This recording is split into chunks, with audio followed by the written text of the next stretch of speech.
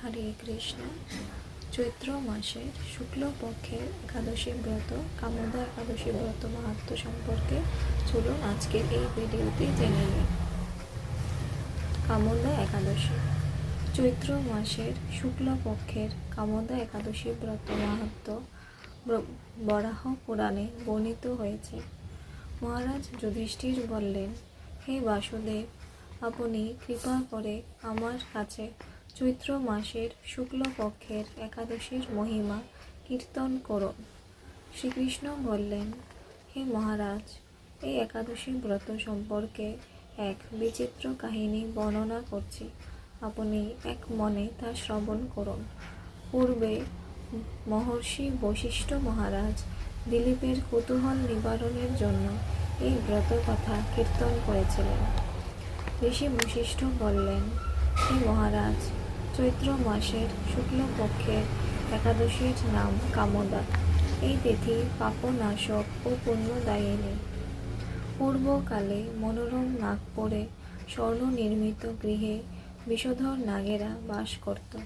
তাদের রাজা ছিলেন পুণ্ডরিক। গন্ধর্ব, কিন্নর ও অপ্সরাদের দ্বারা তিনি সেবিত হতেন। সেই পুরী মধ্যে অপ্সরা শ্রেষ্ঠ ললিতা ও ললিত নামে গন্ধর্ব স্বামী স্ত্রী রূপে ঐশ্বর্যপূর্ণ এক গৃহে পরম সুখে দিন যাপন করত। একদিন পুণ্ডরিকের রাজসভায় ললিত একা গান করছিল। এমন সময় ললিতার কথা তার মনে পড়ল। ফলে সঙ্গীতের স্বর, লয়, তাল, মানের বিপর্যয় ঘটল। কর্কটক নামে এক নাগ ললিতের মনোভাব বুঝতে পারল। গানের ছন্দভঙ্গের ব্যাপারটি সে পুণ্ডরিক রাজার কাছে জানাল।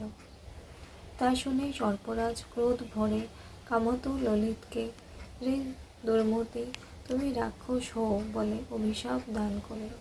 সঙ্গে সঙ্গে সেই ললিত ভয়ঙ্কর রাক্ষস মূর্তি ধারণ করল।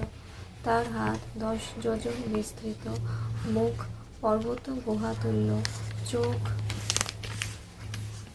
দুটি প্রজ্বলিত আগুনের মতো, ঊর্ধ্বে 8 যোজন বিস্তৃত প্রকাণ্ড এক শরীর সে লাভ করল। ললিতের এরকম ভয়ঙ্কর রাক্ষস শরীর দেখে ললিতা মহা দুঃখে চিন্তায় ব্যাকুল হলেন। স্বেচ্ছাচারী রাক্ষস ললিত দুর্গম বনে ভ্রমণ করতে লাগল। ললিতা কিন্তু তার সঙ্গ ত্যাগ করল না।